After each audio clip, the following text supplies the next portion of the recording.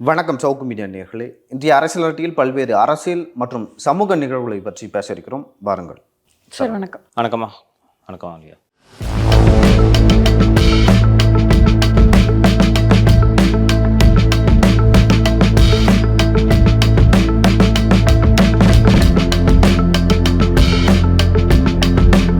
Sir, நேற்றைய தினம் நம்ம பேசணும். பாமக தலைவர் திரு ராமதாஸ் அவர்கள் கும்பகோணத்தில் நடந்த வன்னியர் சங்க அந்த பொதுக்குழுவில் கலந்து கொண்டார். அவருடைய மகள் அவர்களும் அங்கே கலந்து கொண்டாங்க. அதில் பல்வேறு விஷயங்கள் பேசப்பட்டது. என் பேரே அன்புமணி அவர்கள் பயன்படுத்தக்கூடாதுன்னு சொன்னாங்க. ராமதாஸ் அவர்கள் அங்கே பேசும்போதே அன்புமணி அவர்கள் தைலாபுர தோட்டத்துக்கு வந்ததாக ஒரு செய்தி அடிப்படுது. ஏன் அன்புமணி இங்கே வந்தாங்க? அதுக்கு பின்னாடி இருக்கிற காரணம் என்ன சார்? இன்றைக்கி காலையில் நாம் 7 மணிக்கு அந்த ஒரு எக்ஸ்க்ளூசிவ் நியூஸ் பிரேக்கிங் பண்ணலாம். தமிழக அரசியல் வட்டாரங்களில் மிகப்பெரிய அதிர்வலைகளை அது ஏற்படுத்தியிருக்கிறது. இன்றைக்கி இந்த நியூஸ் நம்ம பிரேக் பண்ண போகிறோம் என்பது நேற்று இரவு தைலாபுரம் சென்ற அன்புமணிக்கு இது தெரியாது. நீங்கள் நல்ல அந்த கான்டெக்ஸ்ட் சீக்வன்ஸ் எல்லாத்தையும் பாருங்கள். தாய் பாசத்தில் என்னையே வெஞ்சிருவார் போல இருக்குது அன்புமணி. அவர்களோட 50வது திருமண நாள் விழா, 60வது திருமண நாள் விழா சொன்னோம். ரொம்ப அரிதான கப்புள் தான் இந்த 60வது திருமண நாளில் 60வது திருமண நாளை கொண்டாடுவது. ரொம்ப ரேர் கப்புள், 2 பேரும் ஆரோக்கியமாக இருக்கக்கூடிய அந்த கப்புள். ஸோ அப்படிப்பட்ட ஒரு நிகழ்வுக்கு அன்புமணி வீட்டுக்கு செல்லவில்லை. என்ன சொல்கிறேன், சண்டை போட்டுங்க. உங்கள் பெற்றோரோட 60வது திருமண நாளை வாழ்த்துவதுன்றது எல்லா மகன்களுக்கும் கிடைக்காது. ஸோ உங்களோட குழந்தைகளை அழைத்து சென்றீர்கள் என்றால் பேரப்பிள்ளைங்களை பார்க்குறது தான் அந்த உங்கள் பெற்றோருக்கு இருக்கக்கூடிய மிகப்பெரிய சந்தோஷம். அன்றைக்கி போல் ஃபோனில் ஏதோ பேசினார் போல இருக்குது. இவ்வளோ அம்மா மேலே பாசமாக இருந்தால் பாட்டில் தூக்கி அடிப்பீங்களா? அதை ஒரு ஐயா அப்படி பெற்ற மகனை பற்றி அப்படி பொய் சொல்ல வேண்டிய தேவையில்லை. ஸோ அப்படி இருக்கும்போது திடீரென்று இவருக்கு என்ன தாய்ப்பாசம்? ராமதாஸ் அப்படிங்கிற தன்னுடைய தந்தையின் பெயரை பயன்படுத்தக்கூடாதுன்னு சொல்லிட்டாரு. ஸோ அவங்க அம்மாவை போய் பார்த்து நீ இனிமேல் இங்கே இருக்காதம்மா, என் கூட வந்துருமான்னு கூப்பிடுறதுக்கு போனார் அப்படின்னு சொல்கிறாங்க சார். இன்றைக்கி காலையில் 9 மணிக்கு புதிய தலைமுறை செய்தி இதில் வந்துச்சு, கரெக்டுங்களா? ஏன் 9 மணிக்கு புதிய தலைமுறையில் இந்த செய்தி ஒரு 2 மினிட்டோ 3 மினிட் பேக்கேஜ்? இது ஏன் இது 9 மணிக்கு இது வந்துச்சுன்னா 7 மணிக்கு இன்றைக்கி காலையில் நம்ம வீடியோ மகன் அப்பா வீட்டில் ஒட்டுக்கேட்பும் கருவி பயன்படுத்தினார் என்ற அந்த தகவல் வந்ததும் டேமேஜை கண்ட்ரோல் பண்ணல, அதுக்கான பேக்கேஜ் தான் அது. அன்புமணி உண்மையில் நேற்று இரவு தைலாபுரத்துக்கு சென்றது இன்னும் நம்ம வச்ச மிஷின் திடீர்னு வேலை செய்யலை. இதான் விஷயம். அந்த பையனுக்கு கால் பண்ணாலும் அவனும் சரி ரெஸ்பாண்ட் பண்ண மாட்டான், எடுக்கவே மாட்டான். யார் வச்சதுன்னு பிடிச்சிட்டாங்க. பேர்லாம் சொல்ல விரும்பல, கண்டுபிடிச்சிட்டாங்க. ரொம்ப எளிதில்லை. இப்போ இத்தனை பேர் இருக்கேன் ஆஃபீஸில், ஒருத்த மட்டும் வித்தியாசமான மொழியோட சுற்றி கண்டுபிடிக்க முடியாதா? ஸோ கண்டுபிடித்து விட்டார்கள். அவன் ஃபோன் எடுக்கலை, டிவைஸு வேலை செய்யலை, சிசிடிவியில் எதுவும் வரல. அண்டு ஃபோன் பண்ணால் யாருக்கு ஃபோன் பண்ணுறாங்கன்றது ஒன்றுமே தெரியவில்லை. என்ன தான் நடக்குதுன்ட்டு அங்கே இவ்வளோ நாளாக இவருக்கு கிட்டத்தட்ட லைவாக என்ன நடக்கிறது என்பதை பார்த்து கொண்டிருந்த அன்புமணிக்கு திடீரென்று என்ன நடக்கிறது என்பதே தெரியவில்லை. சுத்தமாக இன்ஃபர்மேஷன் ஸ்டாப் ஆகிடுச்சு. யாரையாவது போய் பார்த்துட்டு வான்னு சொன்னால் அன்புமணி சைட்லேருந்து யாராவது வந்தாங்கன்னா அங்கே கூட இருக்கவங்க கேட்பாங்க, ஏப்பா யார் பண்ணி என்று கேட்பார்கள். ஸோ நாமே நேரடியாக களத்தில் இறங்கி இது என்னவென்பதை பார்த்து விடுவோம். ஸோ இவர் தந்தை அங்கே வேறு கூட்டத்தில் இருக்கார், இதுதான் கேப்புன்ட்டு இதற்குத்தான் போனது. போய் அங்கே என்ன நடந்திருக்கிறது, இவர் என்ன நினச்சிட்டாருன்னா அப்பாவுக்கு இந்த அளவுக்கு அறிவு இல்லை, நம்ம எவ்வளோ டீப்பாக அந்த கருவியை வச்சுருக்கோம், இதெல்லாம் அப்பாவால் கண்டுபிடிக்க முடியாது, எப்படி இது திடீர்னு நின்றுச்சு, சார்ஜ் போடாமல் விட்டுருவான் போல இருக்குது ஒட்டுக்கேட்பு கருவிக்கு என்று தான் அவர் நேற்று அங்கே சென்றது. என்று உள்ளே சொல்கிறார்கள், அம்மா யாராவது உங்ககிட்ட பாட்டில் எடுத்து அச்சேன்னு கேட்டால் இல்லைன்னு சொல்லுமா. இதுவும் தான் நடுவில் ஒரு முறை போனார், ஞாபகம் இருக்கா? தைலாபுரத்துக்கு வந்தார். வந்த உடனே அப்போது அப்பாவும் பையனும் பேசிக்கல, அம்மாட்ட மட்டும் பேசிட்டு வந்தேன்னு. அது மாதிரி அப்பா இருக்கும்போது போக வேண்டியதுதானே, இவ்வளோ நாள் இல்லாமல் இன்றைக்கி என்ன திடீர்னு? அதனால் என்னுடைய பெயரை பயன்படுத்தக்கூடாது என்று சொன்னதால் இவரெல்லாம் கூட்டுன்னு மெட்ராஸில் வச்சு இவரை பார்த்துப்பாரா? அவங்க அம்மா பார்த்துக்குவாங்க, இந்த மருமக பார்த்துக்குமா? மறுத்துட்டாங்க அவங்க, நான் வரல அப்படின்றது. இல்லைன்னு மறுத்துட்டாங்கம்மா. ஃபஸ்ட்டு அதுக்காகவா போனார்? மெட்ராஸில் தன் தாயை ஏன் இப்போ அவங்க அப்பாவுக்கு பார்த்துக்க தெரியாதா? அங்கே அவங்க தைலபுர தோட்டத்தில் மருத்துவர்கள் இல்லையா? நான் போய் பார்த்தப்பவே அன்றைக்கி ஐயாவை நேர்காணல் செய்கிறதுக்கு போய் பார்த்த போதே பெட்ரிட்டனாக தான் இருந்தாங்க. நல்லா பார்த்துக்கிறதுக்கு கூடவே ஒரு 2-3 பேரை போட்டு வச்சுருக்காங்க, நல்லா பார்த்துக்கிறாங்க. இவர் என்ன சென்னையில் போய் இவர் பார்த்துக்கிறதுக்காக போனாராங்க? ஸோ 7 மணிக்கு நம்ம வீடியோ ஒட்டு கேட்குற வீடியோ வந்த உடனே டேமேஜ் கண்ட்ரோலுக்காக அன்புமணி தாயிடம் பேசியது என்ன அப்படின்னு உருட்டுறதுக்காக நேற்று போட்டிருக்காங்க.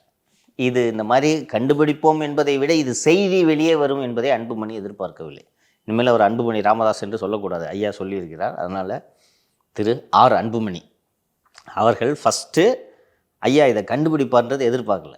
இல்லைனா உள்ள ஒரு அதை சார்ஜ் போடுறதுக்கு ஒரு ஆளை போட்டு 25,000 30,000 கொடுத்து ரீசார்ஜ் பண்ணி லைக்கா சிம்மை போட்டு இதை என்னென்ன பேசுகிறாங்கன்றதை கேட்பதற்கென்றே ஒரு ஆளை நியமித்து இதெல்லாம் ஆளை போட்டு இவ்வளோ தூரம் பண்ணுறாருன்னா நாம் இதில் மாட்டிக்க மாட்டோம் என்ற ஒரு நம்பிக்கை அன்புமணிக்கு இருந்தது. அப்படியே இது தெரிய வந்தாலும் இது பொதுவெளிக்கு வரும் என்பதை அன்புமணி துளியும் எதிர்பார்க்கவில்லை. அவரோட மனதளவில் என்னவென்றால் அவரோட அப்பாவுக்கு தன்னை எதிர்கொள்ளும் அளவுக்கு, தன்னோடு மோதி வெல்லும் அளவுக்கு அப்பாவுக்கு அறிவும் இல்லை, திறனும் இல்லை என்று அவர் நம்புகிறார். இதனால தான் இவ்வளோ தைரியமாக ஒட்டுக்கேட்பு கருவியெல்லாம் வச்சு ஐயா பல பேர்கிட்ட அவருக்கு நெருக்கமானவர்கள்ட்ட சொல்லிட்டு இருக்காரு, நான் தனியாக தான் பேசுகிறேன், கிட்டத்தட்ட முக்கியமான விஷயங்கள் பேசும்போது பக்கத்தில் யாரையும் வச்சுக்கிறது இல்லை, அப்படி இருந்தும் தகவல் எப்படி வெளியே போகிறது என்று எனக்கு தெரியவில்லை என்று ஐயா அவருக்கு நெருக்கமானவர்கள் சிலரிடம் சொல்லியிருக்கிறார். எப்படி போகுதுன்னே தெரியல, யாரும் இல்லாதப்போ தான் பேசுகிறேன் அப்படின்ட்டு சொல்லும்போது தான் பலரும் இல்லைங்க நீங்கள் ஏதோ ஒரு கருவி இருக்குது அதை நீங்கள் செக் பண்ணுங்கள் என்று சொல்லும்போது அதற்கு பிறகு அதை செக் பண்ணி தான் இது கண்டுபிடிக்கப்பட்டிருக்கிறது. இது தெரிந்ததும் திடீரென்று மாட்டிக்கொண்டோம் என்பதை தெரியாமல் என்ன நடக்கிறது என்பதை தெரிந்து கொள்வதற்காக தான் திரு அன்புமணி அவர்கள் தைலபுரம் சென்று நேற்று பார்த்துட்டு உடனே திரும்பிட்டார் அப்படின்னு சொன்னாங்க. சார், சில நாட்களுக்கு முன்பு தாயகத்தில் மதிமுக தலைமை அலுவலகத்து பேர் தாயகம், தாயகத்தில் ஒரு கூட்டம் நடந்துச்சு. அதில் துரை வைகோ நான் தலைவர் பதவியிலேருந்து விலகிறேன் அப்படின்னு சொல்லிட்டு ஒரு பேச்சு வந்தது. அது செய்தியிலையும் அடிபட்டது. இல்லை நான் மீண்டும் தலைவராக ஆகிறேன் அப்படின்னு சொல்லிட்டு திரும்பவும் நான் தலைவராக தொடர்றேன் அப்படின்னு சொல்லிட்டு சொன்னார். அப்போ மல்லை சத்யா அவர்கள் கட்சியிலேருந்து விலகதாகவும் இல்லை அவர் அடுத்த தலைவராகவும் ஒரு பேச்சு அடிபட்டது. அது தொடர்ச்சியாக தான் அதை பார்க்க வேண்டியதாக இருக்குது. நேற்றைய தினம் வைகோ பேசினார். பேசும்பொழுது பிரபாகரனுக்கு மாத்த எந்த மாதிரி துரோகம் பண்ணாரோ அந்த மாதிரி மல்லை சத்யானுக்கு பண்ண பார்க்குறாரு அப்படின்னு சொல்லிட்டு பகீர்னு ஏன்னா எனக்கு எப்பயுமே மல்லை சத்யா பற்றி பொதுவெளியில் வைகோ அவர்கள் தவறாக பேசியதே இல்லை. முதலாக நேற்று தான் பேசினார். அதற்கு மல்லை சத்யா என்ன சொன்னார்னா, அப்படிலாம் இல்லை, என்னை துரோகி பட்டம் கொடுத்து கட்சியிலேருந்து வெளியே அனுப்ப பார்க்குறாங்க அப்படின்னு சொல்லிட்டு ஒரு விஷயத்த சொல்கிறாங்க. முன்னாடியே 3 முறை நான் அவரை காப்பாற்றியிருக்கேன் அப்படின்ற தகவல்களை சொல்லியிருக்காங்க. அது தொடர்ந்து அதிமுகவோட நான் செல்வி ஜெயலலிதாவோட கூட்டணி 2006 வச்சது மிகப்பெரிய தவறு அப்படின்ற மாதிரி விஷயங்கள்லாம் சொல்லியிருக்காரு. என்ன சார் நடக்குது கட்சிக்குள்ள? வரலாறு திரும்புகிறது என்று சொல்வார்கள். வைகோவுக்கு என்ன நடந்ததோ அதை அவர் மல்லை சத்யாவுக்கு செய்கிறார். மு.க. ஸ்டாலினுக்கு வைகோ போட்டியாக இருப்பார் என்பதை எப்போது கருணாநிதி உணர்ந்தாரோ அப்போது மகனுக்காக வைகோவை வெளியேற்றினார். வைகோவை சும்மா சொன்னால் வைகோவை வெளியேற்ற முடியுமா? விடுதலை புலிகளோடு சேர்ந்து என்னை கொலை செய்ய முயற்சிக்கிறார் என்று ஒரு அபாண்டமான பழி தான் அது. இல்லை, அந்த மாதிரி வேற யாரோ ஒருத்தர் ஆமாம் அந்த மாதிரி தான் அனுப்பிச்சாங்க. டிஜிபி எனக்கு கடிதம் எழுதியிருக்கிறார்கள், உங்கள் பாதுகாப்பை அதிகரிக்க வேண்டும், இஷ்டத்துக்கு உருட்ட வேண்டியது தானே என்று சொல்லி. இல்லை, அப்போ ஏதோ ஒரு திமுக தலைவரை கொலை பண்ணிட்டாங்க, அந்த கொலைப்பழியும் வைக்க மேலே போட்டதாக சொல்லுவாங்க சார். ராஜீவ்காந்தி கொலையே இவருக்கு தலையில் சுமத்தினாங்க என்று ஒரு குற்றச்சாட்டு உண்டு. அப்போது கருணாநிதி வெளிப்படையாக சொன்னார், என்னை விடுதலை புலிகளோடு சேர்ந்து கொண்டு கொலை செய்ய வைகோ முயற்சிக்கிறார் என்று. அதை ஒட்டி இதுக்கு மேலே உங்களை கொலை செய்ய முயற்சித்த ஒரு நபரை கட்சியில் வச்சிருக்க முடியாது, நீக்குங்க என்று எல்லோரும் சொல்கிறார்கள். இப்போது அதே போல் தனது மகன் துரை வையாபுரிக்கு மல்லை சத்யா சிக்கலாக இருப்பார் என்று வைகோ கருதுகிறார். தன் மகன் துரை வையாபுரிக்கு எந்த விதமான திறமையும் கிடையாது, அரசியல் அறிவும் கிடையாது, இந்த பணக்கார வீட்டு குடும்பத்தில் வளர்றது போன்ற அதே டைப்பான புள்ள தான் நம்ம புள்ள. கொஞ்ச நாளைக்கு முன்னாடி நம்ம மகனையே சேலஞ்ச் பண்ணுற அளவுக்கு இந்த மல்லை சத்யா வளர்ந்துட்டார். இப்போது இது வரைக்கும் மல்லை சத்யாவுக்கு அதிகாரம் கைக்கு வரவில்லை. இப்போது இந்த 26 சட்டப்பேரவை தேர்தல் வந்தால் மல்லை சத்யாவுக்கு சீட்டு கொடுக்காமல் இருக்க முடியாது, கொடுத்தே தீர வேண்டும். கொடுத்து ஜெயிச்சு எம்எல்ஏ ஆகிட்டாங்கன்னா மாநில அளவிலான பையன் மத்திய அரசியலை பார்த்துக்கொள்கிறோம், மாநில அளவிலான அரசியலை மல்லை சத்யா தான் பார்த்துக்கொள்வார். மல்லை சத்யா இங்கே எம்எல்ஏவாகி கட்சி மல்லை சத்யாவுக்கு பின்னால் வந்தால் மதிமுக பேரில் இருக்கக்கூடிய 200 கோடி மதிப்புள்ள சொத்துக்களும் மல்லை சத்யாவின் கட்டுப்பாட்டுக்கு செல்லும். எதுக்கு இந்த கட்சியை வச்சு இன்னும் நடத்திட்டு இருக்காரு நீங்கள் நல்லா யோசிச்சு பாருங்க. நான் அவ்வளோ பெரிய ஏகமா அது எதுக்கு மல்லு கட்டி நடத்திட்டு இருக்காரு? எதுக்கு மகனை கொண்டு வந்தார் அதை சொல்லுங்கள். வாரிசு அரசியலுக்கு எதிராக தானே மறுமலர்ச்சி திராவிட முன்னேற்ற கழகம் உதித்தது. அதற்காக தானே 5-6 பேர் உயிர் நீத்தார்கள். அப்படி இருக்கும்போது திருப்பி இந்த வாரிசை வந்து தலைமை பதவிக்கு வைகோவே கொண்டு வருகிறார் என்றால் எதற்காக கொண்டு வந்திருப்பார் சொல்லுங்கள்? சொத்துக்கு தான். சொத்து. அந்த அடிப்படையில் இப்போது மல்லை சத்யாவுக்கு சீட்டு கொடுக்கக்கூடாதுன்னு முடிவு பண்ணிட்டார். அப்போ எப்படி மல்லை சத்யாவை வெளில அனுப்புறது? இந்த ஆளாக போவார்னு பார்த்தா போக மாட்டேங்கிறாரு. எவ்வளவோ பேர் மதிமுகவுக்கு வந்து மதிமுகவில் வந்து தொடங்கிய காலத்திலேருந்து இன்று வரை சேர்ந்தவர்கள் இந்த காலஞ்சென்ற கணேசமூர்த்தியை தவிர இறந்துட்டார்ல அவர். மருந்து கொடுத்து இறந்துட்டார், சீட்டு கொடுக்கல. சாரி. ஸோ அவரை தவிர மதிமுகவில் இருக்க அத்தனை பேரும் போய்விட்டார்கள். பழைய ஆட்கள் ஒருவர் கூட மதிமுகவில் இல்லை. கட்சி தொடங்கிய நாள் முதல் இன்று வரை இந்த கட்சியில் தொடர்ந்து நீடிப்பது திரு மல்லை சத்யா மட்டும். வைகோ அதுக்கப்புறம் மல்லை. ஆமாம்.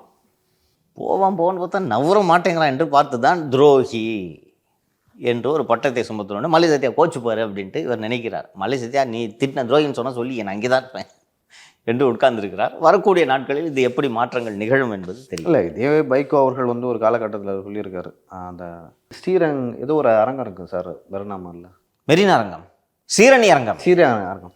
அந்த அரங்கத்தில் வந்து ஒரு ஒரு அணிவகுப்பு அங்கே வந்து ஒரு நடைப்பயணமாக வந்தார் வைகோ. வைகோ வந்து சேர்றதுக்கே வந்து ஈவினிங் ஆகிடுச்சு. அந்த கூட்டம் நடக்குது, விடிய நடக்குது, மழை பெய்யுது, மழையிலையும் வந்து அந்த கூட்டம் நடக்குது. அப்போ வந்து வைகோ சொல்கிறாரு, சென்னையில் வந்து எந்த அரசியல் கட்சி தலைவர் வேணா இருக்கலாம், யார் வேணால் வந்து எம்எல்ஏவாக இருக்கலாம், லைக் மினிஸ்டராக இருக்கலாம். நான் சென்னை பொறுத்த வரைக்கும் மல்லை சத்யா தான், மல்லை சத்யாவை மாரி எதுவுமே வந்து சென்னையில் பண்ண முடியாது அப்படின்னு சொல்லிட்டு அப்படி ஒரு தளபதியாக இருந்தார் அப்படின்னு தான் நான் சொல்லுவேன். வேறு எந்த கட்சியும் உதாரணமே காட்ட முடியல என்னால். இந்த இவருக்கு வந்து இவர் தளபதியாக இருக்கார் இந்த கட்சியில் வந்து. இப்போ எம்ஜிஆர்னா வச்சுங்க, நம்ம சொல்ல முடியாது யார் தளபதின்னு. கலைஞர்னா வந்து யாரும் சொல்ல முடியாது, அவங்க அக்கா பையனாக இருந்தார். இப்போ மதிமுகனா வைகோவுக்கு வந்து ஒரு தளபதியாக இருந்தது வந்து மல்லை சத்யா தான். கட்சியிலேருந்து நிறைய பேர் போனாலும், வேற்று கட்சிக்கு போனாலும், வைகோ என்ன முடிவு எடுத்தாலும் வந்து எல்லா காலகட்டங்களிலும் உறுதியாக இருந்திருக்கார் மல்லை சத்யா அவர்கள். எனக்கு வந்து மல்லை சத்யா அவர்களை வந்து பர்சனலாக தெரியும். நான் காலேஜ் படித்தேன்ல, அந்த காலகட்டத்திலேருந்து எனக்கு தெரியும். அந்த போராட்டங்கள் தொடர்பாக தமிழ் உணர்வாளர், இன உணர்வாளர் அப்படின்னு நல்ல பேச்சாளர், நிறைய உதவி செஞ்சுருக்காரு மக்களுக்கும் சரி.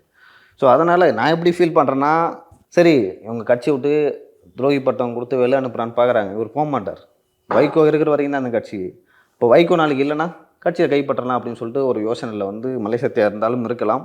முன்னாள் நிர்வாகி கூட வந்து பேசக்கூடாது, ஏன் பேசுகிறீங்க அப்படின்னு சொல்லிட்டு ஒரு குற்றச்சாட்டை வைகோ வைக்கிறார். எப்படி கட்சியை விட்டு நீக்கி விட்ட முன்னாள் நிர்வாகிகள் இருக்காங்கல்ல, அவர்கள் கூட எல்லாம் தொடர்பு வச்சிருக்காரு மல்லை சத்யா அப்படின்னு. இது என்னங்க, நீங்கள் கட்சி விட்டு ஒருத்தர் நீக்கினீங்கன்னா அப்போ பேசவே கூடாதா? எந்த திமுக எது கட்சி ஆரம்பிச்சிங்களோ அந்த திமுக போய் கூட்டணி வைப்பீங்க நீங்கள். அந்த கூட்டணி கட்சியின் அதை காக்கும், அந்த திமுகவை காக்கும் அரணாக நான் இருப்பேன்ட்டு நீங்கள் சொல்லுவீங்க. இவர் உன் கட்சிக்காரன், அவரை விட்டு நீக்கிறீங்க, அவன்கிட்ட பழகக்கூடாதா? துரோகமா? இது துரோகமாயிடுமா? நீங்கள் திமுகவோட வச்ச கூட்டணி தான் துரோகம். அந்த தொண்டை ஒரு 5-6 பேர் வைகோவை நீக்கினவன உயிர் நீத்தானே, தீ குளிச்சு செத்தானே, உங்களுக்காக தானே செத்தான். உங்களை நீக்கிட்டாங்கன்ற ஒரே காரணத்தான் தீ குளிச்சு செத்தான். எந்த கட்சி உங்களை நீக்கிச்சோ அந்த கட்சியோட வாரிசை தலையில் தூக்கி வச்சுட்டு நீங்கள் ஆடுறீங்க. இது துரோகம் இல்லையா? உங்கள் கட்சி விட்டு நீக்கினவரோட இது ஏதாவது ஒரு காரணம் சொல்லுங்க வைகோவுக்கு. எப்படியாவது மல்லை சத்யாவை வெளில அனுப்பிச்சி விட்டுரும். இன்றைக்கி நல்லா பேசக்கூடிய, இப்போ நீங்கள் துரை வையாபுரியையும் மல்லை சத்யாவையும் ஒப்பிட்டிங்கன்னா கிட்டவே வரமாட்டார் துரை வையாபுரி. நீங்கள் எந்த அளவிலும் வந்து ஒப்பிட்டே செய்ய முடியாது. அப்படி இருக்கும்போது ஆட்டோமேட்டிக்காக கட்சி மல்லை சத்யாவன் இன்னொன்று எல்லா வகையிலும் தகுதியானவர். 93 கட்சி தொடங்கியதிலிருந்து இன்று வரை வேறு எந்த கட்சிக்கும் செல்லாமல் உறுதியாக நிற்கிறார். அப்போது மறுமலர்ச்சி திராவிட முன்னேற்ற கழக தொண்டன் மல்லை சத்யாவின் பின்னால் அணிவகுப்பது தான் சரி. அதுதான் இயல்பாக நடக்கவும் செய்யும். திரு கோபால்சாமி அவர்களின் மகன் என்பதை தவிர திரு துரை வையாபுரிக்கு எந்த தகுதியும் அரசியல் இயக்கத்தை வழிநடத்த கிடையாது. ஆனால் சார், இதுக்கு முன்னாடி சார் மல்லை சத்யா அவர்களுக்கும் திரு வைகோ அவர்களுடைய மகனுக்கும் பிரச்சனை வரும்போது தீர்த்து வச்சு இருவரின் கையை வந்து உயர்த்தியெல்லாம் பிடிச்சாரே வைகோ. இவ்வளவு சீக்கிரத்துல இந்த மாற்றத்துக்கான நீ சேர்த்து வச்சா நான் சேர்ந்துக்கணுமா? அவன் இருக்க வரைக்கும் நான் வேலை செய்ய மாட்டேன் கட்சியில். அவனை முதல்ல வெளில அனுப்பு. புள்ள முக்கியமாக, அவன் முக்கியமானது முடிவெடுன்னு சொல்லிட்டு மகன் சொல்லிவிட்டார். அதனால தான் துரோகி அவர் சொல்லிட்டார், நீ அவனை கட்சியில் வச்சிருக்காத அப்படின்னு திரு துரை வையாபுரி அவர்கள் தெளிவாக சொல்லிவிட்டார். இல்லை, அதில் வந்து கட்சியில் இருக்கிற தொண்டர்களாகட்டும் மூத்தனை யாருமே ஏற்றுக்கொள்ள மாட்டாங்க. எதை ஏற்றுக்க மாட்டாங்க? அவர் நீக்கிறது, மல்லை சத்யாவை நீக்கிறது ஏற்றுக்க மாட்டாங்க. அதனால தான் துரோகி பட்டம் சொல்லி நரேட்டிவ் பில்டு பண்ணுறதுக்கு அப்பாவும் பையனும் சேர்ந்து ட்ரை பண்ணுறாங்க. அவர் திரு மல்லை சத்யா அவர்கள் பொறுமையாக இருக்க வேண்டும் என்று நான் சொல்ல விரும்புகிறேன். போகக்கூடாது, நீயா நீக்கிறது ஒரு காரணம் வேணும் இல்லை? அப்படி அதெல்லாம் மீறி நீக்கிறாங்கன்னா போகும்போது இருக்கிற 1-2 கட்சிக்காரனையும் கூட்டின்னு போயிடணும். அப்பாவும் பிள்ளை மட்டும் உட்காருங்க தியாகத்தில் போங்க அப்படின்ட்டு. ஸோ இப்போ கட்சி யார் பக்கத்தில் நிற்கும் சார்? இப்போதைக்கு பார்த்தீர்கள் என்றால் பாட்டாளி மக்கள் கட்சி என்ன நடக்கிறதோ அதுதான் நடக்கும். உங்களுக்கு பையனும் அப்பாவும் ஒரு அணியில் இருக்கிறதுனால நிர்வாகிகள் பெரும்பாலும் இருப்பார்கள். மற்ற உணர்வாளர்கள் மல்லை சத்யாவின் பின்னால் போவார்கள் என்று தான் பார்க்க வேண்டும். 2 நாட்களுக்கு முன்பு நடந்த ஒரு கூட்டத்தில் கூட அந்த கூட்டத்தை கவர் பண்ண வந்தவங்கள அந்த பத்திரிகையாளர்கள் எல்லாம் போய் அவனை கேமரா விடுங்க, ஃபிலிம் ரோலை உருவு அப்படின்ட்டுலாம் பேசியிருந்தார். டிஜிட்டல் மெமரி கார்டு வந்து எத்தனை வருஷம் ஆகுது?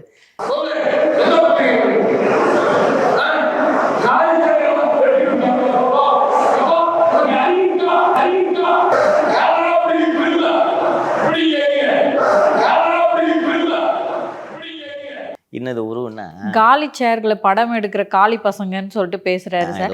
இது தொடர்பாவே கேட்கணும்னு நினைச்சேன். இப்போ திரு ராமதாஸ் ஐயாவும் இதே மாதிரி ஒரு அதிகார பிரச்சனையில தான் இருக்காங்க. இதுதான் நான் சொல்ல வந்தேன். நீங்க ஒரு 2 தலைவர்கள் கிட்டத்தட்ட சம வயதுன்னு நினைக்கிறேன். ஐயாவுக்கு வயசு கொஞ்சம் அதிகம். ஐயாவுக்கு வயசு கொஞ்சம் அதிகம். அவரும் எமோஷனோட உச்சத்தில் தான் இருப்பார் இல்லையா?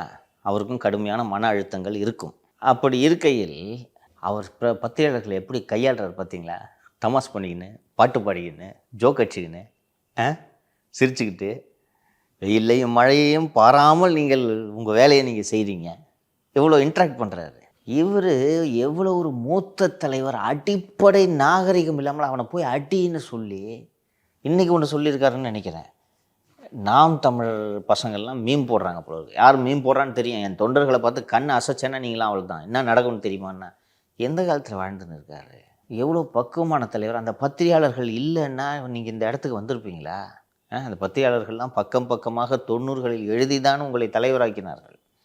இத்தனைக்கும் வேறு எந்த தலைவர்களிடமும் இல்லாத ஒரு சிறப்பு பழக்கம் திரு வைகோ அவர்களிடம் இருக்கிறது. ஒவ்வொரு ஆண்டும் ஜனவரி 1ஆம் தேதி அன்று தாயகத்தில் ஒரு சந்திப்பு, பத்திரிகையாளர் சந்திப்பை நடத்தி அன்அஃபிஷியலாக இன்ட்ராக்ட் பண்ணுவார். எல்லோரும் கூட போய்ட்டு அப்புறம் லியோ எப்படி இருக்கீங்க அப்படின்ட்டு ஒரு டைரி ஒன்று பரிசீலிப்பார், ஒரு நல்ல பேனா பரிசீலிப்பார். உணவு உண்டுன்னு நினைக்கிறேன், இல்லை உணவு உண்டு. யாருமே இதை ரெகுலராக பண்ணுறதில்ல. எப்போயாவது ஒரு வாட்டி சந்திச்சா உண்டு. இவர் வருஷம் கட்சி ஆரம்பிச்சது இன்றைக்கி வரைக்கும் தாயகத்தில் எல்லாரையும் பார்த்து ஒரு டைரியை கொடுத்து எப்படி பாருங்க, நல்லா இருக்கீங்களா, என்ன பண்ணுறீங்கன்னு இப்போ ஒரு நல்ல இன்ட்ராக்ஷன். ஏன் இப்படி பேசுகிறாருன்னு தெரியல. அவன் வேலையை செய்கிறான். காளிச்சார படம் எடுக்கிறதும் அவன் வேலை. அவங்க தான் பத்திரிகையாளர்களுக்கு அழைப்பும் விடுத்து, நீங்கள் தான் விடுக்கிறீங்க. அப்போ நீங்கள் என்ன உங்கள் மூஞ்சை மட்டும் காமிச்சு நீங்கள் ஆற்றும் வீராவேச உரையை காட்டிக்கொண்டே இருக்க வேண்டுமா? ஒருவேளை அந்த புகைப்படங்கள்லாம் வெளியே வந்தால் கூட பெரிய இம்பேக்ட் இருக்காது சார். நீங்கள் பேசுகிறத காமிச்சாலும் இம்பேக்ட் இருக்காது. அதான் உண்மை. காலம் மலையேறி விட்டது. விடிய இரவு மாலை தொடங்கிய கூட்டம் மறுநாள் விடியற்காலை வைகோ பேசும் அளவுக்கு காத்திருந்த காலங்கள் மலையேறி விட்டன. இன்றைக்கி எல்லாம் நீங்கள் பேசுகிறதெல்லாம் பார்க்குறதுக்கு இளைஞர்களும் இல்லை, மக்களும் இல்லை, உங்கள் கட்சி தொண்டர்களே இல்லை என்பது தான் யதார்த்தம். அதனால தான் உங்கள் கட்சி தொண்டை வெளியில் போகிறான். தலைமுறை மாறுது. இன்றைக்கி ஃபஸ்ட்டு நீ பேசிலாம் வெல்வது அவ்வளவு எளிது கிடையாது. அதுவும் ஒரு 2 வருஷம் பின்னாடி பார்த்துக்கிட்டு இருப்பான். அதுக்கப்புறம் பேசுறதுக்கு, நீங்கள் பேசுவதை கேட்பதற்கு ஆள் இல்லையே என்று ஆடு மாடுகளெல்லாம் கூட்டம் நடத்தக்கூடிய காலம் இன்று உருவாகி விட்டது. சரி, ஜனங்க தான் வரமாட்டேங்குது அப்படின்ட்டு கூப்பிட்ற பட்டியல் அடடா எல்லாத்தையும். நீ எங்கே ஓடுறேன்னு பார்க்குறேன். நீ மழை பெஞ்சாலும் ஓடக்கூடாது. ராஸ்கல் விடாத. அவன் பேசுவதில்லை, அதற்காக எங்கள் அண்ணா பேசுகிறாரு. அதெல்லாம் கேரளாவுக்கு அடிமாடா போயிட்டு இருந்தது போல இருக்கு. அப்படியே லாரியை மட்டைக்கு கொண்டு வந்து திருப்பிடா மதுரைக்கு என்று. சார் எல்லாம் நாட்டு மாடு சார். அதுலேயும் இந்த கலப்பினம் கூடாது என்ன? அதனால் காலம் மலையேறிடுச்சு. இதை புரிஞ்சுக்காமல் இப்படி மேடையில் கேமரா ஓடிக்கிட்டு இருக்கு, அவனை தூக்கி அவனை அடின்ட்டுலாம் பேசுறது ஒரு தலைவருக்கு அழகில்லை. ஒரு மூத்த தலைவர் நான் பார்த்து, என்னோட தலைமுறை தலைவர் நான் பார்த்து இப்படி முதிர்ந்த காலத்தில் இவர் இப்படி போகிறார். ஒரு முதிர்ந்த காலத்தில் இன்னொரு ஆள் செகண்ட் இன்னிங்ஸ் தொடங்குறாரு. ஃபர்ஸ்ட்லேருந்து ஆரம்பிக்கிறாரு. பார்த்தியா அவரை நீச்சல் வச்சு காட்டுறாரு. பார்த்தியா நடக்காது ராஜா, நடக்காது கண்ணுன்னு ஃபர்ஸ்ட்லேருந்து மல்லு கட்டுறாரு. மிகவும் நிதானமாக ஒரு விஷயத்தை அணுகிறாரு. சிங்கத்துக்கு வயதானாலும் அதன் கர்ஜனை குறையாது. அப்படிதான் சொல்றாரு. சொல்றாரு. எனக்கு ஒரு இந்த கிரேக்க தத்துவ ஞானிகள் மாதிரி ஒவ்வொரு மூவா யோசிச்சு எதிரியை காலி பண்றதுல இவர் கில்லாடியோ என்று எனக்கு தோன்றுகிறது. எனக்கு இவ்வளோ வயசாகும்போது இவரை மாதிரி இருக்கணும்ட்டு எனக்கு விருப்பமா இருக்கு. அப்படி யோசிச்சுட்டு அப்படி பண்றேன்னா அடுத்து இப்படி பண்ணு என்று அப்படி தானே இருக்கணும். இல்லை சார், எப்பொழுதுமே வந்து தமிழ்நாட்டில் ஒரு புதிதாக ஒரு கட்சி உதயமாகுதுன்னா திரு ஜெயலலிதா கருணாநிதி இருக்கும்போது அந்த கட்சியை காலி பண்ணுறவங்க எல்லாம் ரெண்டாக உடச்சிடுவாங்க. ஓகேங்களா? இதான் நடக்கும் தமிழ்நாட்டு அரசியல் வரலாற்றை நீங்கள் பார்த்தீங்கன்னா. வைகோ அவர்களின் கட்சி வந்து அந்த மாதிரி தான் நிர்வாகிகள் வந்து திரும்ப போனாங்க, திமுகவுக்கே போனாங்க. அந்த மாதிரி ஒரு மூப்பனார் அவர்கள் வந்து திரும்பவும் வந்து கட்சியை வந்து காங்கிரஸ் நினைச்சிட்டாரு. ஆனால் பாமக அவங்களால எதுவுமே பண்ண முடியல. திரு கலைஞரும் சரி, செல்வி ஜெயலலிதா அவர்களும் சரி. ஏன் பண்ண முடியல? இவரோட சாதுரியம் அதுதான் வந்து இன்னும் வேலை செய்ய வைக்குதோ. அவர்களாலே முடியல, அன்புமணி அவர்களால் எப்படி முடியும் அப்படின்னு நான் கேட்குறேன். சார், நீங்கள் தொடக்கும் போது ஒரு விஷயம் சொன்னீங்க, 60வது கல்யாணம், இந்த மாதிரியான வாய்ப்பு மிகவும் அரிதான வாய்ப்பு அப்படின்ற மாதிரி. திரு அன்புமணி அவர்களுக்கு ராமதாஸ் அவர்கள் தந்தையாக கிடைச்சதா இருக்கட்டும், அவர் வந்து இன்னைக்கு பாமக எப்படியான ஒரு கட்சி, புறக்கணிக்கப்பட முடியாத கட்சி, லியோ சொன்ன மாதிரி 2 ஜாம்பவான்களுக்கு மத்தியில் நின்று ஒரு கட்சியை வளர்த்து எடுத்திருக்காரு. அவர்களுடைய ராமதாஸ் அவர்களுடைய சொத்து வந்து அன்புமணி அவர்களுக்கு டிரான்ஸ்ஃபர் ஆயிருக்கு. இப்படி எல்லாமே பார்த்திங்கன்னா ரொம்ப ஒரு ப்ரிவிலேஜ்டு சார் திரு அன்புமணி அவர்கள். அவர் அதை அறிந்து புரிஞ்சு நடந்துக்கிற மாதிரி தெரியலை. அடுத்தது ஃபார்ம் பி, ஃபார்ம் ஏல யார் கையெழுத்து நேற்று நம்ம பேசினோமே அந்த சிக்கலை நோக்கி போய் கொண்டிருக்கிறது. 2 தரப்பும் இறங்கி வர்றதா தெரியல. இந்த அளவுக்கு ஆகி போன பிறகு இதுக்கு மேலே அப்பா இப்படி இறங்கி வருவார்? இங்கே அவருக்கு கிட்டத்தட்ட ஒரு 6 மாதமாகவே அவருக்கு சந்தேகம் நடக்குது, பூரா அப்படியே வெளில போயிடுது அப்படின்ட்டு. இப்போ வந்து ஒட்டு கேட்கும் கருவியை கண்ணால் பார்த்துட்டாரு. இதுக்கப்புறம் எப்படி மன்னிப்பார் அவங்கள? இப்போது கலைஞராக இருக்கட்டும், செல்வி ஜெயலலிதா அவர்களாக இருக்கட்டும், ராமதாஸ் அவர்களை பொறுத்த வரைக்கும் காம்படிட்டர். இவ்வளோ நாள் அன்புமணி அவர்கள் அன்பின் பால் திரு ராமதாஸ் கட்டுப்பட்டிருந்தார். இப்போ காம்படிட்டராக மாறி இன்னைக்கு இறங்கியிருக்காரு களத்தில். நேர் எதிர் துருவங்களுக்கு இருவரும் வந்து விட்டார்கள், எதிர் புள்ளியில் வந்து விட்டார். இல்லை, அன்புமணி அவர்கள் நினைக்கிறார் இல்லையா, அவரை வந்து ஒரு அண்டர் எஸ்டிமேட் பண்ணுறாருல திரு ராமதாஸ் அவர்களை. இவ்வளோ நாள் அன்பின் பால் கட்டுப்பட்டு இருந்திருக்காரு, ஒரு காம்படிட்டராக இப்போ அன்புமணி அவர்கள் ராமதாஸ் அவர்களை பார்க்குறாரு. இவ்வளோ நாள் நீங்கள் நண்பனாக இந்த ராமதாஸை பார்த்துருப்பீங்க, இனிமேல் எதிரியாக பார்க்க போகிறேன் அப்படின்ட்டு களத்தில் இறங்கிட்டார். அப்படி தான் போகும். அதனால தான் என் பேரை பயன்படுத்தாதுப்பா அப்படின்ட்டு. இல்லை, அவரை ரொம்ப அண்டர் எஸ்டிமேட் பண்ணுறாருல, பவர்ஃபுல். நம்ம அப்பா நம்மளுக்கு எதிராக அந்த அளவுக்கு நீங்கள் ஒன்றும் தெரியாது. இவர் மூத்த இவர் பழைய தலைமுறை, இவருக்கு ஒன்றும் தெரியாது. இன்னைக்கு நமக்கு தான் எல்லாம் தெரியுன்ற நினப்பு அவருக்கு வந்துருச்சு. இது ஏன் சார் சொல்லணும்? செல்வி ஜெயலலிதா அவர்களோட 2006ஆம் ஆண்டு நான் வந்து சேர்ந்தது தான் தப்பு அப்படின்ற மாதிரி விஷயத்த வைகோ சொல்லியிருக்காருல. திமுகவை ப்ளீஸ் பண்ணுறாரா? திமுக ப்ளீஸ் பண்ணுறாரு. இன்னொன்று 20 வருஷம் கழித்து இப்போ அதை பேசி என்ன பிரயோஜனம்? இன்னொன்று நீங்கள் நல்லா யோசிச்சு பாருங்கள், ஜெயலலிதாவோட சேர்றது தான் சரியான கூட்டணி இல்லையா? மதிமுக எதுக்கு தொடங்குனீங்க? யாரை எதிர்த்து தொடங்குனீங்க? திமுக எதிர்த்து. அப்போ எது உங்களுக்கு இயல்பான கூட்டணி? அதிமுக. அது தவறான். அறிவாளத்தில் வாட்ச்மேன் இருக்கிறது சரின்றாங்க, விடுமா அவர்? சார், நேற்றைக்கு முன்தினமே வந்து ஒரு செய்தி வந்தது. அதாவது கலாநிதி மாறன் மற்றும் தயாநிதி மாறன் இவர்களுக்கு இடையே இருந்த அந்த சொத்து பிரச்சனை வந்து தீர்க்கப்பட்டு விட்டது. முதல்வர் வந்து சிறப்பாக செயல்பட்டு அதில் வந்து 2 பேரையும் சமாதானம் பண்ணி விட்டார் அப்படின்னு சொல்லிட்டு ஒரு செய்தி வந்தது. அதோட பின்னணி என்ன, எப்படி சமாதானம்னாங்க, எப்படி பங்கை எப்படி பிரித்தாங்க?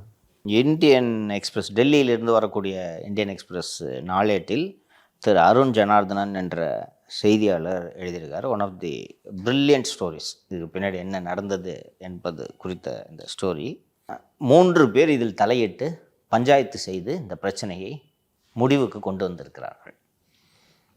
ஒருவர் திரு மு க ஸ்டாலின், 2வது திராவிடர் கழகத்தின் தலைவர் திரு கி வீரமணி, 3வது மூத்த பத்திரிகையாளர் திரு என் ராம் ஆகிய இவங்க 3வரும் தான் இதில் தலையிட்டு ஒரு செட்டில்மெண்ட்டுக்கு இதை கொண்டு வந்திருக்கிறார்கள். என்ன செட்டில்மெண்ட்டுன்னு பார்த்தீங்கன்னா, மொத்தம் 900 கோடி கலாநிதி மாறன் தயாநிதி மாறனுக்கு கொடுக்க வேண்டும்.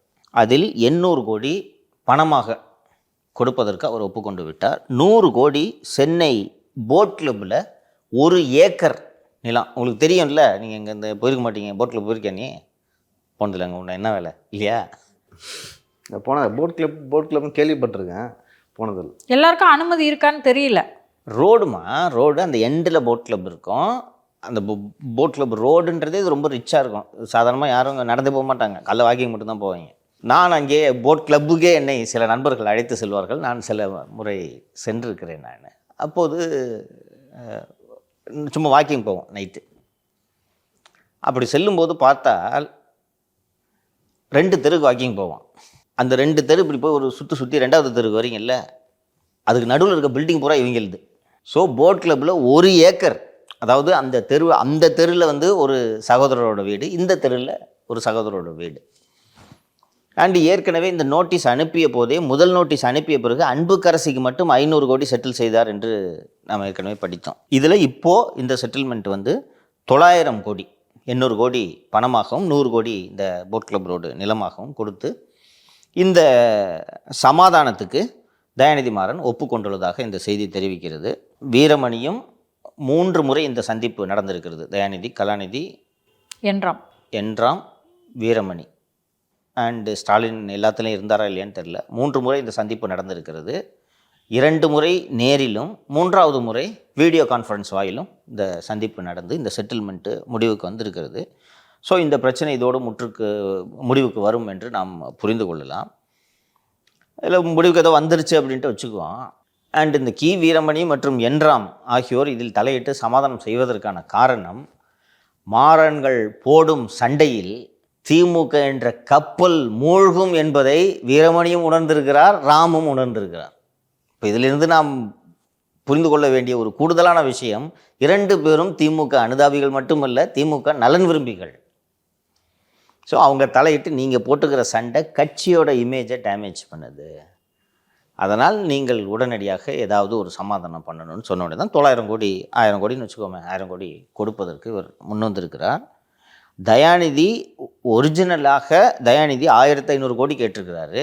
கலாநிதி 500 கோடி வேணால் தர்றேன், அதுக்கு மேலே 10 பைசா கிடையாதுன்னு தான் இது பிரச்சனையாகி லீகல் நோட்டீஸு, SFIO இன்வெஸ்டிகேஷன் எல்லாம் கேட்டார். இப்போது அந்த கலாநிதி தருவதாக சொன்ன அந்த 500 கோடியை 900 கோடியாக உயர்த்தி ஒரு செட்டில்மெண்ட்டுக்கு இது முடிந்திருக்கிறது. சரி, இந்த விஷயம் முடிஞ்சிருச்சு.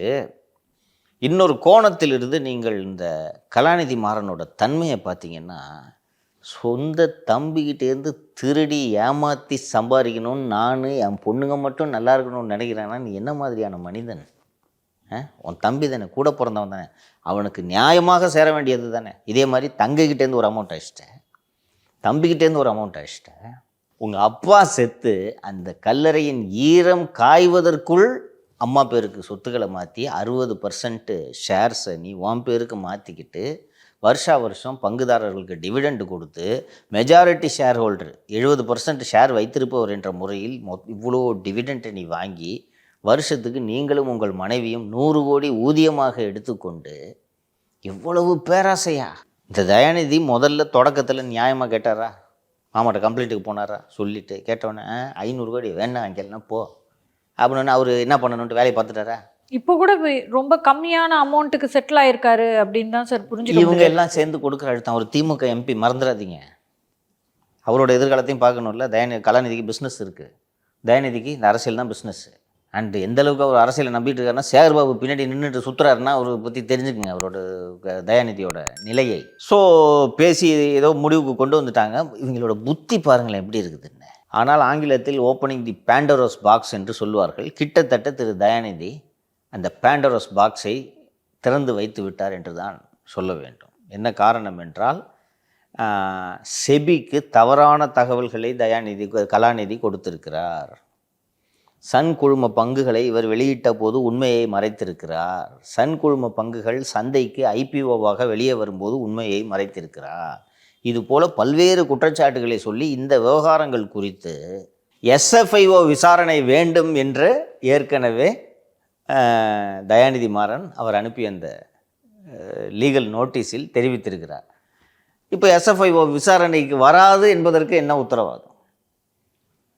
ஏற்கனவே சும்மாவே குருமூர்த்தி இவர்களை ஒரு பூத கண்ணாடி வைத்து எப்போதும் பார்த்து இவர்களை பின்னால் சுற்றி கொண்டிருப்பார் என்பது உங்களுக்கு தெரியும். இதில் நீங்களே வெளியில் வந்து இவ்வளோ ஃப்ராடு பண்ணியிருக்கான்னு பொது வெளியில் இந்த செய்தியை எடுத்து வெளியே வைத்து விட்டீர்கள். இப்போ நீங்கள் செட்டில் ஆகிட்டீங்கன்னா அஃபென்ஸ் நடந்தது தானே. நீங்கள் இப்போது அது நீங்கள் சரி பண்ண முடியாதுல்ல. இது எல்லாமே ஃபினான்ஸு, பேங்கிங் சேனல்ஸ்லாம் நடந்திருக்கக்கூடியது. அப்போ SFIO இப்போதும் விசாரணைக்கு வரலாம் தானே. SFIO வந்தால் பின்னாலேயே அமலாக்கத்துறை வரப்போகிறது. So they open the Pandora's box. இன்றைக்கி இதை நீங்கள் இந்த மூடி போட்டு இதை அடைக்க முடியாது இல்லையா? இன்றைக்கி நீங்கள் சேர்ந்துக்கலாம், தயாநிதியின் மேல் பேச மாட்டார்னு வச்சுக்கலாம். ஆனால் SFIO அமைதியாக இருக்குமா? அப்போது பிஜேபி நாங்கள் சொல்கிறது நீங்கள் கேளு என்று அண்ணன் தம்பி இருவரிடமும் கேட்குமா கேட்காதா? குறிப்பாக அண்ணனிடம் சன் டிவியை சங்கி சேனலாக மாற்று என்ற கோரிக்கையும் நாளை வைக்கலாம். குறைந்தது குணசேகரனை வேலையை விட்டு அனுப்புன்ற கோரிக்கையாவது வைப்பாங்க இல்லையா? இல்லையாம்மா? தெரியல, அவ்வளோ பவர்ஃபுல்லான ஆளா யாரு? குணசேகரன். பெரியாரை தூக்கி பிடிச்சிட்டு பிராமின்ஸை திட்டுறாரு, அவ்வளோதான். நீங்கள் அப்படி நினைக்காதீங்க. அவர் ஒன்றும் பெரிய புலிட்சர் விருது வாங்கின ஜேர்னலிஸ்ட் அடிப்படையில் சொல்லலை. எதுக்கு அவர் நியூஸ் 18 தூக்கி விட்டாங்க? திராவிடர் கழக பூங்குன்றனோட நெருங்கிய உறவினர்.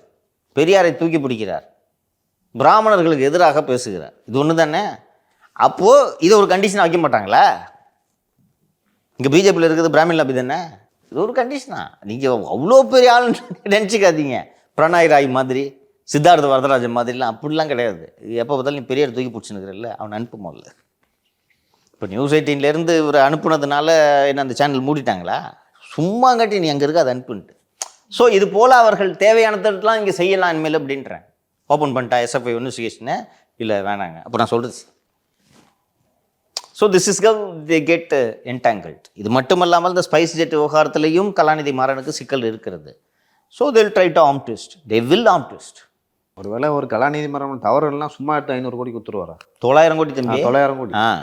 சார், நேற்றைய தினம் அதிமுக பொதுச் செயலாளர் விழுப்புரத்தில் வந்து தேர்தல் பரப்புரையில் ஈடுபட்டார். அவர் பேசும்பொழுது கல்லூரி வந்து ஏன் கோயில் பணத்தை கட்டணும்னு சொல்லிட்டு கேட்டேன்.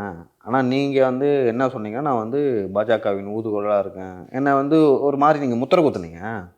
சரி, நான் கேட்டது தவறாகவே இருக்கட்டும்.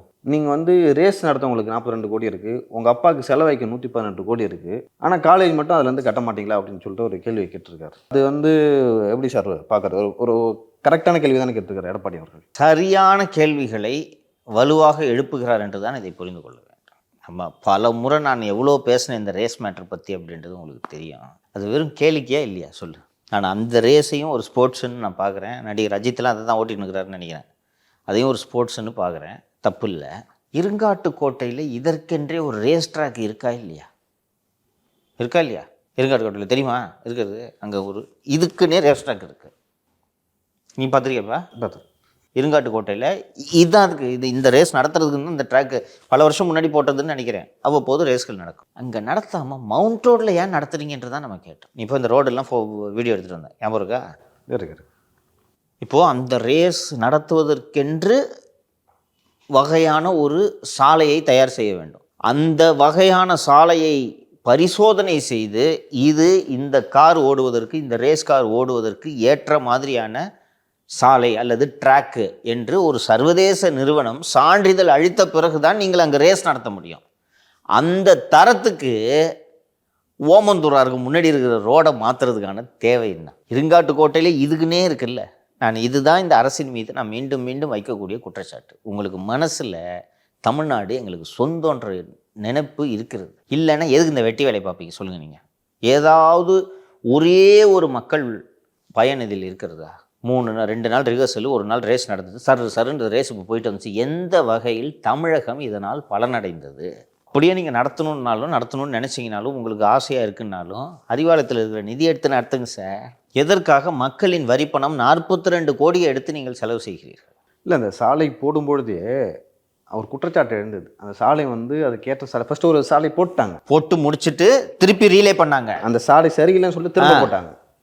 அதுக்கு 8 கோடிக்கு கான்ட்ராக்ட் கொடுத்தாங்க. எவ்வளவு செலவு யோசித்து பாருங்கள். இப்போ அவர் கேட்குறது கரெக்டு தானே?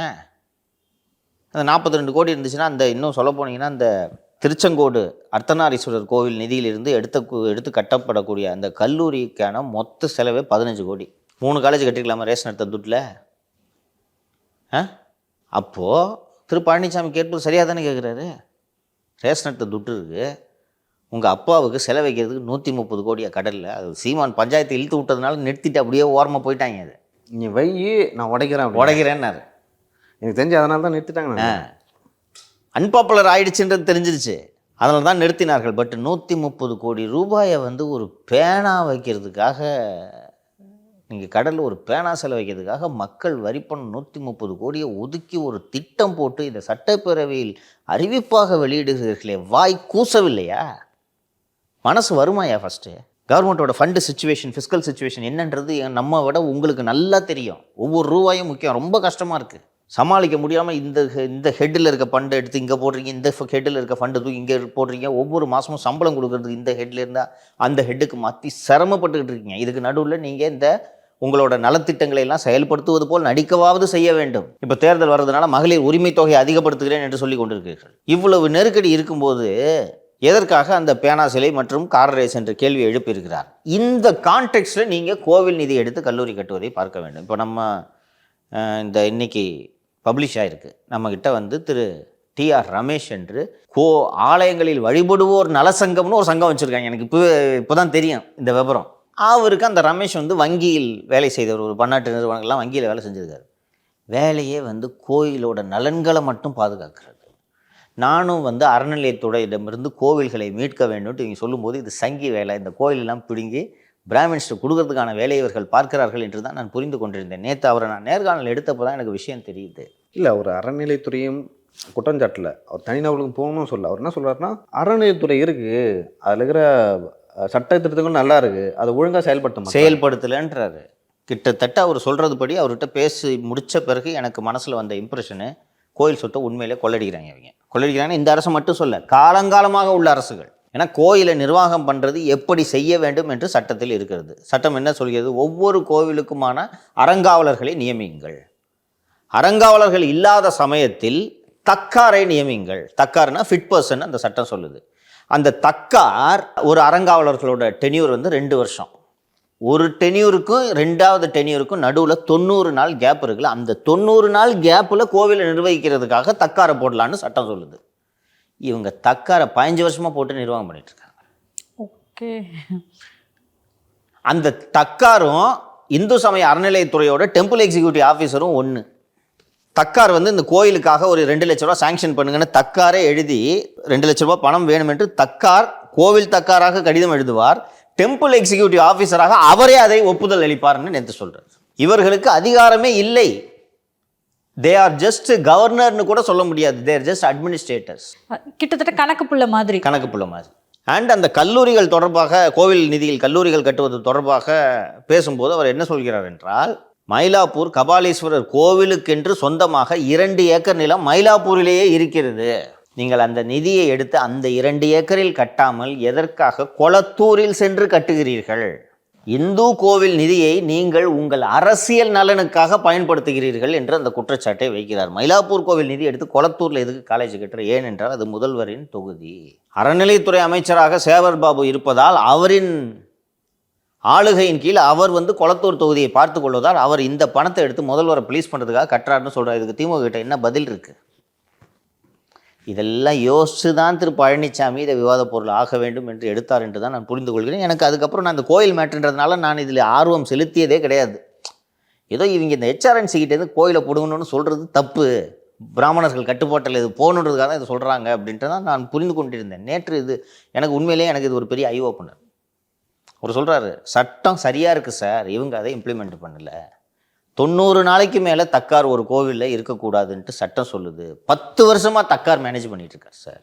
அந்த அறங்காவலர்கள் ஒழுங்காக வேலை செய்கிறார்களா, அறங்காவலர்கள் பணத்தை திருடாமல் இருக்கிறார்களா என்று பார்ப்பது தான் அறநிலைத்துறையின் வேலை.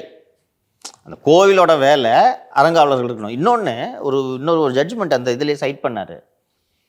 கோவில் நிர்வாகத்தை அரசு செய்யக்கூடாதுன்னு உச்சநீதிமன்ற தீர்ப்பு இருக்கான். என்ன காரணம்னா, கான்ஸ்டியூஷன் இஸ் செக்யூலர், மத சார்பற்றது. ஸோ அரசும் மத சார்பற்றது. மத சார்பற்ற அரசு கோவிலை எப்படி நடத்தலாம்?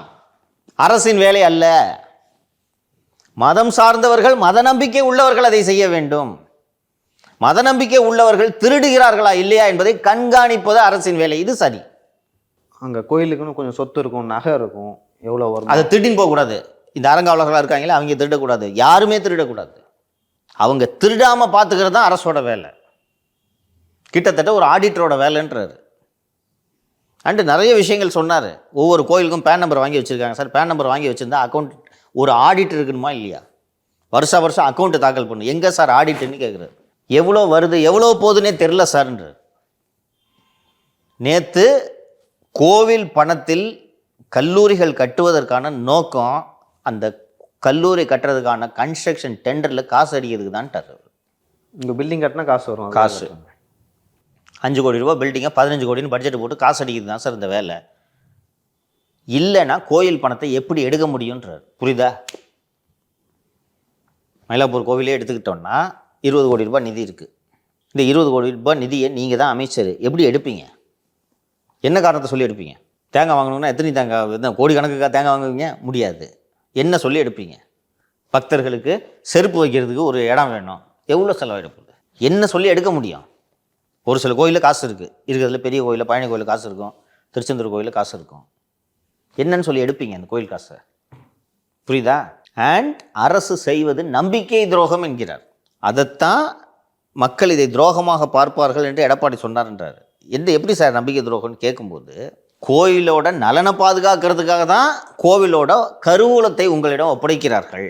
நீங்கள் அந்த கருவூலத்தில் இருக்கக்கூடிய பணத்தை எடுத்து வேறு காரியத்துக்கு பயன்படுத்தும் போது அது நம்பிக்கை துரோகம் ஆகாதா? நான் கோயில் உண்டியல் 500 ரூபா போடுறேன், தாலி செயினை கைட்டி போடுறேன், சாமிக்கு போடுறேன், காலேஜ் கட்ட போடுறேன், அதைத்தான் துரோகமாக மக்கள் பார்ப்பார்கள்னு திரு பழனிசாமி அவர்கள் சொன்னார் என்று சொல்லி. ஸோ இது ஆல்மோஸ்ட் இன்னொன்று அவர் பேசுனது எனக்கு ரொம்ப பிடிச்ச விஷயம், தேவாலயங்களை கிறித்துவ மதம் நிர்வாகம் செய்வது போல் கோவில்களை நிர்வாகம் செய்ய வேண்டும். எங்கெங்கெல்லாம் அரசு மக்கள் பணி செய்ய முடியாமல் இருக்கிறதோ அந்த இடங்களில் ஆலயங்கள் பணி செய்ய வேண்டும்ன்றதான் எங்கள் நோக்கன்றார். எப்படி சார் இதை ஜஸ்டிஃபை பண்ணுறீங்கன்னு கேட்டிங்கன்னா, தேவாலயங்களை பார்த்தீங்கன்னா வர்ற வருமானத்தை எடுத்து ஸ்கூல் கட்டுறாங்க, ஹாஸ்பிட்டல் கட்டுறாங்க, கல்லூரி கட்டுறாங்க, தரமான கல்வி இதெல்லாம் கொடுக்குறாங்க. அதுபோல் இதை பண்ணணும்.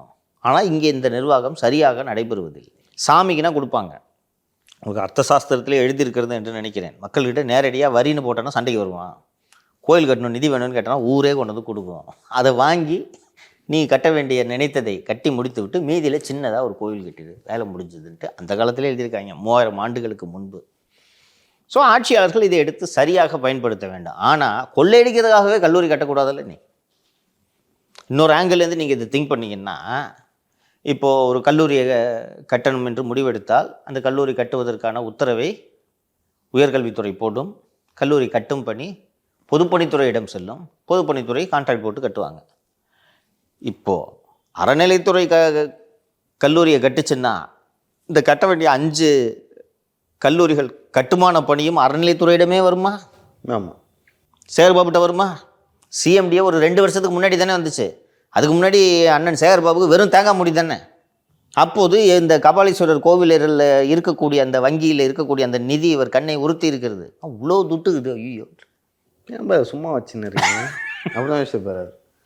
ஸோ திரு ரமேஷ் அவர்கள் சொல்கிறார், நீங்கள் இதை நான் ஆர்டிஐயில் கேட்டேன், கொடுக்க மாட்டேங்கிறாங்க.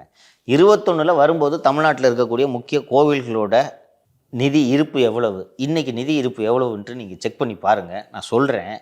எல்லா அக்கௌண்ட்லேருந்து தொடச்சி வச்சுருப்பாங்கன்னு நீங்கள் பாருங்கன்ட்டு சொல்கிறேன். இதுதான் இதன் பின்னணி என்கிறேன்.